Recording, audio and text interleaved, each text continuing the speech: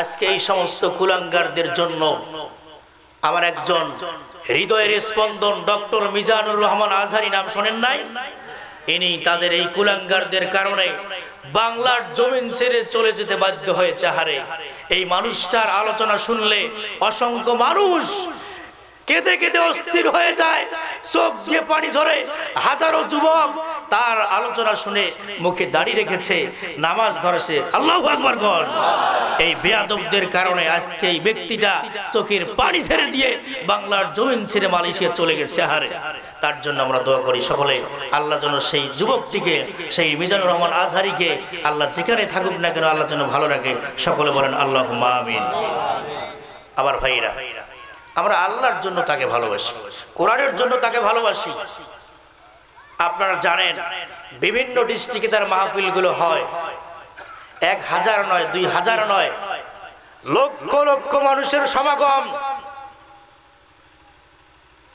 জায়গা দিতে পারে না, তার আলোচনায় মানুষ মুগ্ধ হয়ে যায়। এই মানুষটির ভালোবাসা দেখে তাদের আর সহ্য হলো না।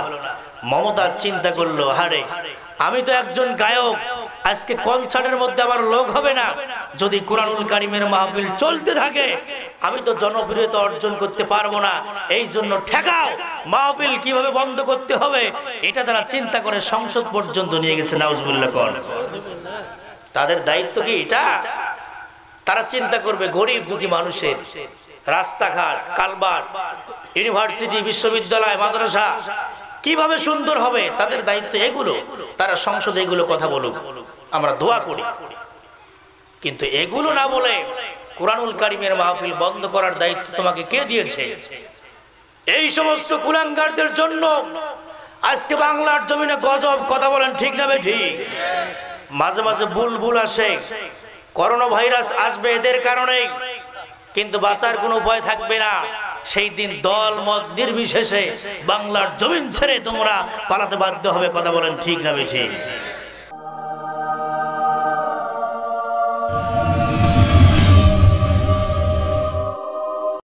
আল্লাহ রাব্বুল আলামিন বলেন, ওয়া ক্বাদা রাব্বুকা আল্লা তা'বুদু ইল্লা ইয়্যাহু ওয়া বিল ওয়ালিদাইনি ইহসানা। আল্লাহ রাব্বুল আলামিন বললেন, ও বান্দা শোনো, তোমার রবের পক্ষ থেকে চূড়ান্ত সিদ্ধান্ত হয়েছে, 1 নম্বরে গোলামি করবে আমার গোলামির পর তোমরা তোমাদের পিতামাতার খেদমত করবে। আল্লাহ রাব্বুল আলামিন 1 নম্বর ডিসিশন, 1 নম্বর ফয়সালা হলো গোলামি করতে হবে আল্লাহর গোলামি ছাড়া কারো গোলামি করা যাবে না। জোরে কোন ঠিক কিনা? আমরা এই জন্য বলেন তো গোলাম কার? আল্লাহ ছাড়া কারো গোলামি করা যাবে? এই জন্য সব সময় আমরা গোলামি করব কার? আমরা যে আল্লাহর গোলাম, এই কথা বলতে কি ভয় হয়, কোন শরম লাগে? জোরে আওয়াজ করে বলেন, আমরা গোলাম কার? আল্লাহ সুবহানাহু ওয়া তাআলা সূরাতুল জারিয়াতের ভিতরে ডাক দিয়ে বলছেন, ওয়া মা খালাকাতুল জিন্না ওয়াল ইনসা ইল্লা লিয়াবুদুন।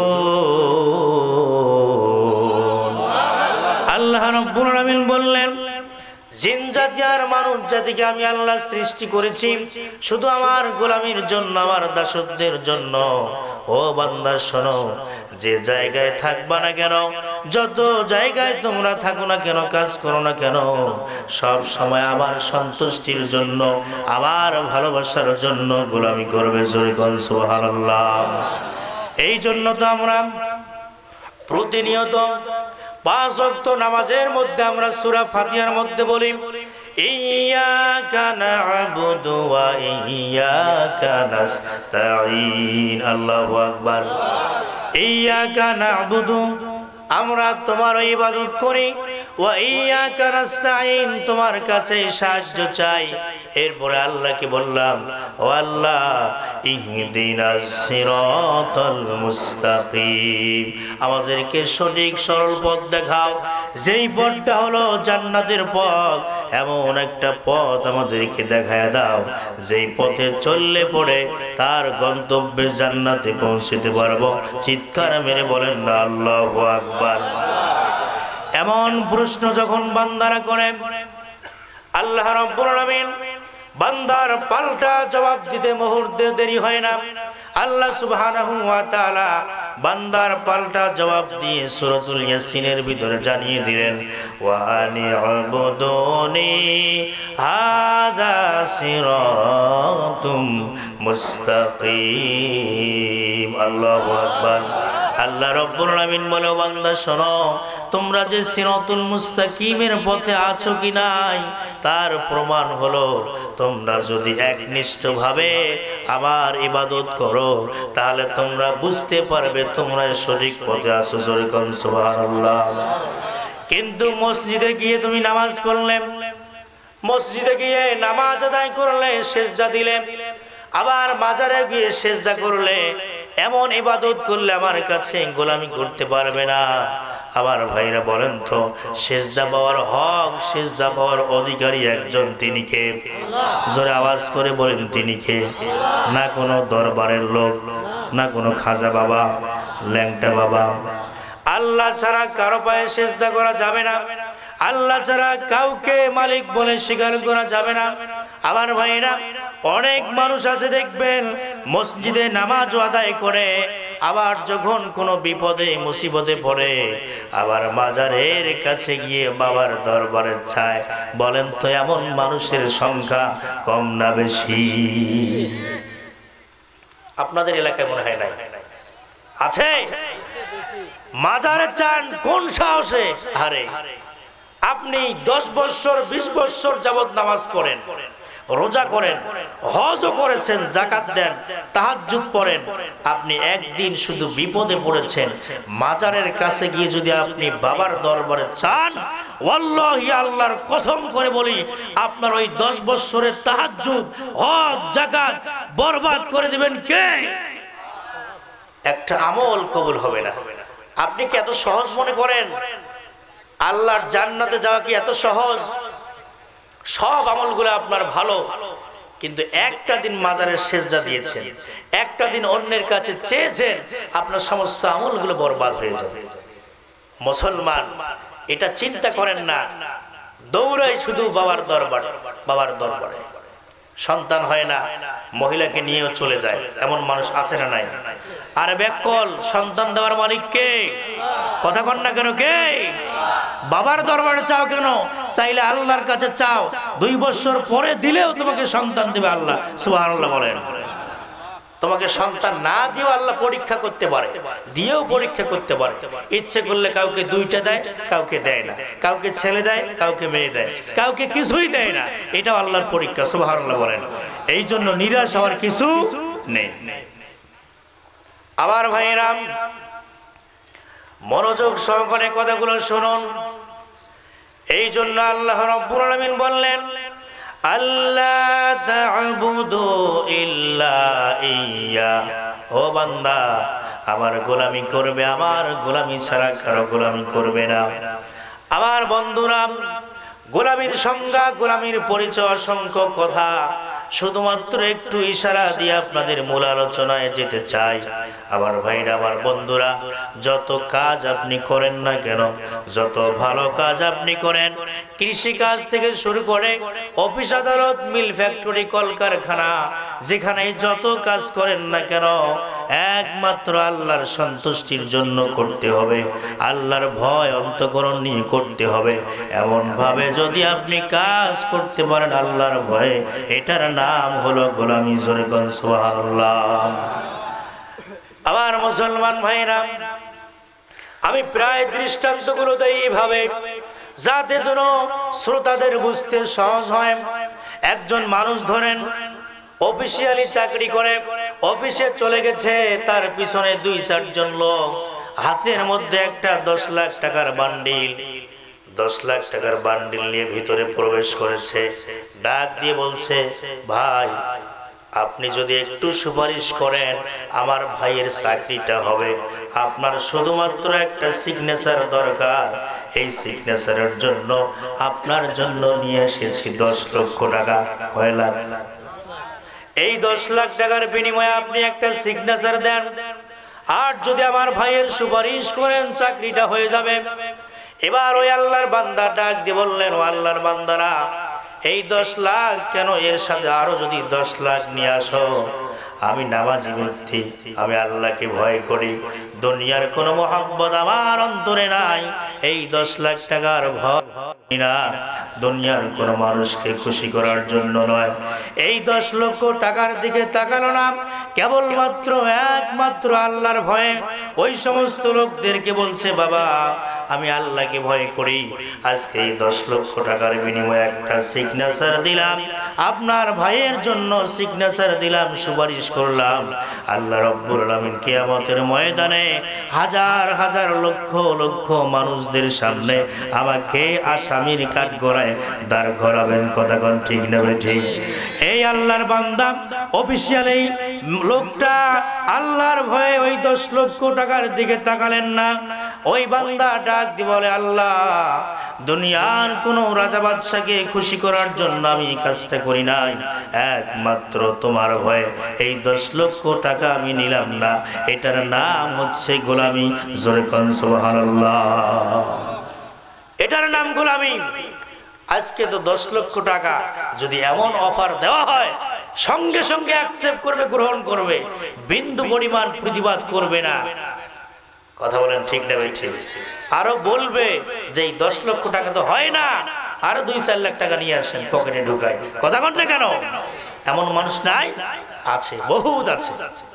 অথচ একটা বারের জন্য চিন্তা করলো না এই 10 লক্ষ টাকায় একদিন জাহান্নামের আগুন হয়ে, সাপ হয়ে দংশন করতেই থাকবে, আর বলবে আনা কানজুক আনা মালুক, এই যে আজকে নাও, আমি তোমার সম্পদ, আমি তোমার মাল। এইভাবে করে সাপ বিচ্ছু হয়ে দংশন করতেই থাকবে। তখন আর উপায় থাকবে না, তখন আল্লাহকে ডাক দিয়ে বলবে, আল্লাহ আমাকে আরেকটা বার সুযোগ দাও, সুদ ঘুষ দুর্নীতি সবগুলো বাদ দিয়ে তোমার পায়ে সেজদায় লুটিয়ে পড়বো। আল্লাহ কয়, বাটপাড়ি করার জায়গা পাও না, সিটারি করার জায়গা পাও না, আর নেক্সট টাইমে দ্বিতীয়বার কোনো সুযোগ নাই, তোমার স্থান হলো জাহান্নাম। চিৎকার মেরে বলেন নাউজুবিল্লাহ। সাপ বিচ্ছুগুলো দংশন করতেই থাকবে। আমার ভাইরাম, এই জন্য গোলামের পরিচয়টা আরো একটা উদাহরণ দেই, আরো বুঝতে আপনাদের সহজ হয়ে যাবে। গভীর রাতে কোনো একজন যুবক, ভরা যৌবন, এমত অবস্থায় গভীর রাতে রাস্তা দিয়ে হাঁটতেছে, মনে করেন মহাস্থানগড়ের রাস্তা দিয়ে। এমত অবস্থায় একজন মেয়ে, সুন্দরী, পরমা সুন্দরী একজন মেয়ে তার কাছে এসে ডাক দিয়ে বলছে, ভাই আমি তো বিপদে পড়েছি, আমাকে একটু বাঁচাও। ওই সন্তান, ওই যুবকটা ইচ্ছে করলে তার সতীত্ব নষ্ট করতে পারত, ইচ্ছে করলে তাকে ধর্ষণ করতে পারত, জিনা করতে পারত, কিন্তু আল্লাহর ওই যুবক ব্যক্তিটা, যুবক বান্দাটা আল্লাহ রাব্বুল আলামিনের ভয়ে ওই যুবতী মেয়েটাকে সতীত্ব নষ্ট না করে বাঁচাইলেন, উদ্ধার করলেন। সুবহানাল্লাহ বলেন। ওই যুবক ব্যক্তি মনে মনে চিন্তা করতে লাগলো, হারে আজকে তো এখানে কেউ দেখবে না, গভীর রাতে তার সঙ্গে আমি যদিও জেনা করি কেউ দেখবে না, কিন্তু কিয়ামতের ময়দানে কঠিন মুসিবতের সময় হাজার হাজার লক্ষ লক্ষ মানুষগুলোর সামনে যখন আমাকে জিনার কাতারে দাঁড় করাবে, আমি লজ্জিত হয়ে যাব, লাঞ্ছিত হয়ে যাব, অপমানিত হয়ে যাব। এই জন্য আজকে এই মেয়েটার সতীত্ব আমি ফিরিয়ে দিলাম, একমাত্র, জোরে বলেন কার ভয়ে? আরো জোরে বলেন কার ভয়ে? এই যুবক ভাইটা ওই মেয়েটাকে উদ্ধার করলেন একমাত্র দুনিয়ার কোন মানুষকে দেখানোর জন্য নয়। জোরে বলেন কার ভয়ের জন্য? আমার ভাইরা, আমার বন্ধুরা, গভীর রাতে আল্লাহর সন্তুষ্টির জন্য, আল্লাহর ভয়ে মেয়েটাকে বাঁচাইলেন। এটার নাম হচ্ছে গোলামি। চিৎকার মেরে বলেন সুবহানাল্লাহ। এবার একটা প্রশ্নের জবাব দেন তো, গোলাম স্বাধীন না পরাধীন? অনেকে বোঝেন, বুঝে শুনে উত্তর দেন। গোলাম স্বাধীন না পরাধীন? পরাধীন। আসলে গোলাম পরাধীন, কিন্তু আমরা হয়েছি স্বাধীন। আমরা তো গোলাম, আমরা স্বাধীনতা করতেছি। আমার যুবক ভাইরা, একজন গোলাম আগে দেখেছি যে বাসার কাজের জন্য গরু ছাগল হাঁস মুরগি ইত্যাদি বিভিন্ন কাজের জন্য লোক নিয়োগ দেওয়া হতো, তাকে আমরা চাকর বলতাম, নাকি বলেন? অনেকে চাকর বলে, অনেকে দাস বলে, অনেকে গোলাম বলে, যেটাই বলি না কেন। এমন একজন গোলামকে ওই মালিক সকালবেলা বলছে, নাম ধরে বলছে, অমুক তোমার কাজ সকাল থেকে সন্ধ্যা পর্যন্ত এই কাজগুলো তুমি করবে, আমি কিন্তু সন্ধ্যাবেলা এসে তোমার কাছ থেকে কাজগুলো বুঝিয়ে নেব। এই কাজগুলো সুন্দর করে গুছিয়ে এই কাজগুলো রুটিন করে গোলামকে দিয়ে মালিক চলে গেছে। সন্ধ্যাবেলায় আবার যখন মালিক বাসায় ফিরেছে, গোলামটা মালিককে সম্মান করলো, সালাম দিল। শুধু তাই নয় ভাইরা আমার, ওই মালিকের নামে জিকির শুরু করেছে। কিন্তু ওই মালিক যখন ভিতরে প্রবেশ করলো, প্রবেশ করার পর দেখতে পেলেন সকাল থেকে সন্ধ্যা পর্যন্ত যত কাজগুলো রুটিন করে দিয়েছে একটা কাজও করে নাই। এবার বলেন তো এই মালিক কি খুশি হবে না বেজার? কথা বলেন, কেন বেজার হবে?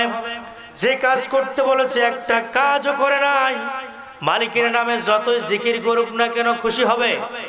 খুশি তো হবেই না, তাকে বেতনও দেবে না, সেখান থেকে চাকরি থেকে তাকে বরখাস্ত করবে। আমার ভাইরা, আমার বন্ধুরা, আল্লাহ সুবহানাহু ওয়া তাআলা এই জমিনে অসংখ্য নিয়ামত দ্বারা বান্দা বান্দীদেরকে দিচ্ছেন, কিন্তু আমরা আমাদের নিজের মন গড়া মতো চলতেছি, স্বাধীনভাবে চলি। ও মুসলমান, স্বাধীনভাবে চললে কখনো আল্লাহর গোলাম হওয়া যায় না। কথা কোন ঠিক কিনা? আল্লাহ বললেন কোরআন পড়ো, আল্লাহ বললেন নামাজ পড়ো, রোজা করো, হজ করো, যাকাত দাও, সৎ কাজের উপদেশ দাও, অসৎ কাজ থেকে মানুষকে বিরত রাখো। কিন্তু একটা কাজও আমরা করি না। আমরা কেমন গোলাম? কথা কন না কেন? এটার নাম কখনো গোলামি হতে পারে না। গোলাম এত সহজ নয়। আল্লাহর খাঁটি গোলাম হতে হলে আল্লাহর বিধান, আল্লাহর হুকুম অবশ্যই মানতে হবে। কথা বলেন ঠিক না বেঠিক? আমার মুসলমান ভাইরা, বেশি রাজ করব না, শুধু একটু ইশারা দিয়ে যাই, বুঝে নিয়েন। আমার মুসলমান ভাইরা, আপনি কেন আল্লাহর গোলামি করবেন না? আপনার শরীরের দিকে তাকান। আল্লাহ সুবহানাহু ওয়া তাআলা কত সুন্দর করে মানুষ তৈরি করলেন। যেখানে চোখ দেওয়ার দরকার সেখানে চোখ দিলেন, যেখানে নাক দেওয়ার দরকার সেখানে নাক দিলেন, চলার জন্য পা দিলেন। যদি এমনটা হতো, এই নাক যদি সামনে না দিয়ে পিছনে দিত, তাহলে কি সমস্যা হতো দেখেন। যখন আপনার 2-3 দিনের বাসি খাবার, পচা খাবার, নষ্ট খাবারগুলো যখন আপনার সামনে আসতো, আপনি টের পেতেন না, বুঝতেন না এটা ভালো খাবার না নষ্ট খাবার? টের পেতেন? কথা কন না কেন? টের পাওয়া যেত না, কারণ নাক কিন্তু আমার সামনে নাই। নাক কোথায়? যদিও বা আপনি এই খাবারটা পরীক্ষা করার জন্য এই প্লেটটা আপনাকে পিছনে নেওয়া লাগতো, আপনার অসুবিধা হয়ে যেত। যাতে যেন আপনার খাবারটা সামনে আসলে পরে আপনি বুঝতে পারেন। এই জন্য আল্লাহ সুবহানাহু ওয়া তাআলা আপনার নাকটা সামনে দিলেন, যাতে যেন ভাতগুলো মাখার পর আপনি যখন মুখে দেওয়া শুরু করবেন, নাক সিগন্যাল দিয়ে দিবে, ও আল্লাহর বান্দা, এই ভাত খাওয়া যাবে না, এই ভাত হলো 2-3 দিন আগের ভাত। কথা বলেন ঠিক না বেঠিক? এই জন্য মুখের সামনে আল্লাহ নাক সেট করে দিয়েছেন। আল্লাহু আকবার কোন। এ মুসলমান, একটু বোঝার চেষ্টা করেন। এই যে 2টা চোখ দেখা যায়, এই 2টা চোখের একটা চোখ যদি পিছন দিকে দিত, রাস্তা দিয়ে হাঁটতেছেন, হাইওয়ে বিশ্ব রোডে আপনি হাঁটতেছেন, সামনের দিকে যাবেন, সামনে দেখতেছেন গাড়ি আসতেছে, এই সামন চোখ দিয়ে, পিছনের চোখ দিয়ে আপনি দেখতেছেন গাড়ি আসতেছে, মাঝখানে আপনি 2 দিকের চোখ, 2 দিকে গাড়ি আসতেছে, আপনি কোন দিক যাবেন এদিক ওদিক করতে বাসের নিচে আপনি পড়াশার উপায় নাই। কথা বলেন। কিন্তু আল্লাহ পাক দেখেন কত দয়ালু, চোখের জায়গায় দুইটা সামনে চোখ দিলেন, যাতে যেন আমার বান্দারা পিছন সামন করতে গাড়ির তলে না পড়ে, এই জন্য সামনে দুইটা চোখ দিয়ে টানা টানা দুইটা ভুরুত করে দিলেন। কে? এটা আল্লাহর নিয়ামত। এগুলো দেখেও কি আপনি একটু নাড়া দেয় না আপনার শরীরে যে আল্লাহ এত সুন্দর নিয়ামত দেন, সেই আল্লাহর গোলামি করব না? গোলামি করব কার? আল্লাহর গোলামি করতে হবে। আবার মুসলমান ভাইরা, এজন্য আল্লাহ রাব্বুল আলামিনের দুইটা ফয়সালার মধ্যে প্রথম নাম্বার ফয়সালা হলো গোলামি করতে হবে কার? আল্লাহ ছাড়া কারো গোলামি করা যাবে না। আপনি বিপদে পড়েছেন, মুসিবতে পড়েছেন, চাইবেন কার কাছে? কারো কাছে চাওয়া যাবে না। এই কথা বলেন তো, বলেছেন কে? আল্লাহ রাসূল সাল্লাল্লাহু আলাইহি ওয়াসাল্লাম সহ যত নবী পয়গম্বর এসেছিলেন, সব সময় বিপদে পড়লে চাইছেন কার কাছে? নবীদেরকে আল্লাহ দিয়েছেন। বলেন তো এখনো সে আল্লাহ আছে না নাই? নাকি ঘুমাচ্ছেন? রাত একটু ভারী হচ্ছে, আল্লাহ ঘুমাচ্ছেন? আল্লাহ রাব্বুল আলামিন বললেন, লা তাখুযুহু সিনাতুন ওয়ালা নাওম। ও বান্দা, আমি খবরদার, কখনো ঘুম তো আসি না, ঘুমের তন্দা পর্যন্ত আমাকে স্পর্শ করে না। আল্লাহু আকবার। এমন বাঁকা মার্কা প্রশ্ন একবার হযরতে মূসা আলাইহিস সালাম আল্লাহকে করেছিলেন। আল্লাহ কয়, মূসা কয়, আল্লাহ আপনি কি ঘুমান না?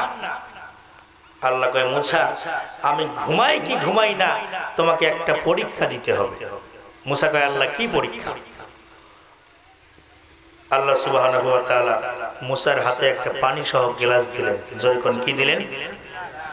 গ্লাস দিলেন। আল্লাহ পাক বলে, মূসা এই গ্লাসটা আমি যখন চাবো ঠিক তখনই তুমি আমাকে দিবে। মূসা মনে মনে কয়, এটা একটা পরীক্ষা হলো নাকি? সাধারণ একটা পরীক্ষা।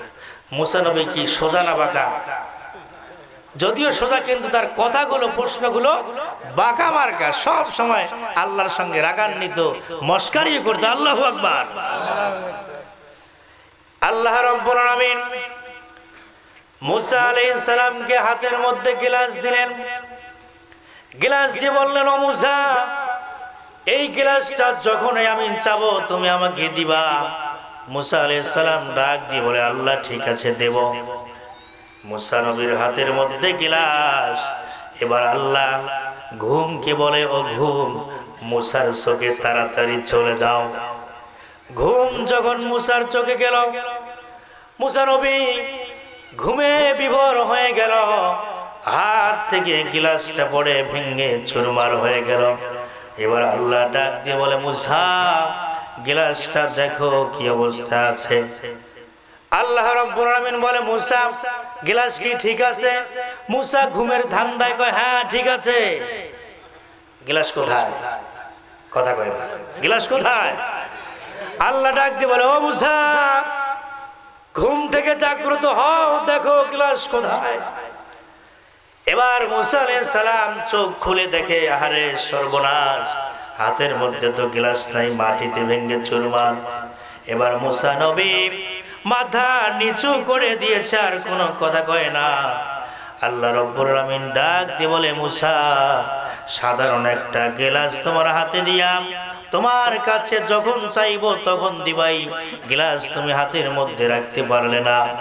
এই জমিন, এই আসমান আমি রব্বুল আলামিন সৃষ্টি করেছি, একটা বিন্দু পরিমাণ খুঁটি নাই। আল্লাহু আকবার কোন। খুঁটি ছাড়া যে আসমান জমিন তৈরি করেছি, এই আসমান জমিনের পরিচালক আমি আল্লাহ নিজেই। ও মূসা শুনে নাও, আমি যদি বিন্দু পরিমাণ ঘুমাসি, আসমান জমিন ভেঙ্গে চুরমার হয়ে যাবে। জোরে কোন সুবহানাল্লাহ। এ মূসা শোনো, শুধু এটাই নয়, আমার বান্দারা অসংখ্য আমার আবেদ ব্যক্তিরা আছে, আমার বন্ধুরা আছে, যারা তাহাজ্জুদের সময় উঠে সুন্দর করে শীতের মধ্যে ওযু করে যায় নামাজটা বিছায়া দিয়ে আমার দরবারে চোখ দিয়ে পানি ঝরে আর কাঁদতে থাকে, মাবুদ গভীর রাতে কেউ দেখে নাই, তোমার কাছে আমি একটা দরবার, তোমার কাছে একটা জীবনী মাওলা গো। জীবনে অসংখ্য ভুল করেছি, অসংখ্য কষ্ট করেছি, গুনাহ করতে করতে নিজের জীবনটাকে বরবাদ করে দিয়েছি আল্লাহ।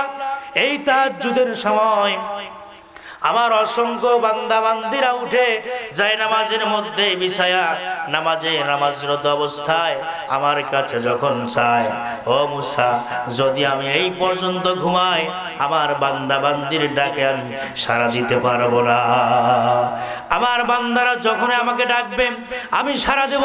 ফাজকুরুনি আযকুরুকুম, আমরা যখন আমাকে ডাক দেয়, ও বান্দা যখন আমাকে স্মরণ করা হয় আমিও তাদেরকে স্মরণ করি। ও মুসা, শুনে নাও, আমার বান্দারা কখন ডাকবে, কখন বিপদে পড়বে, এজন্য আমি ঘুমাই না। সুবহানাল্লাহ বলেন। সম্মানিত হাজিরিন, এই জন্য আল্লাহ রাব্বুল আলামিনকে যখন ওই আমরা ডাকবো সাড়া দিবেন। আল্লাহ কখনো ঘুমান না। আমার মুসলমান ভাইরা, এই জন্য গোলামীর পরিচয়ের কথা বলতে গেলে বহুত সময় লাগবে।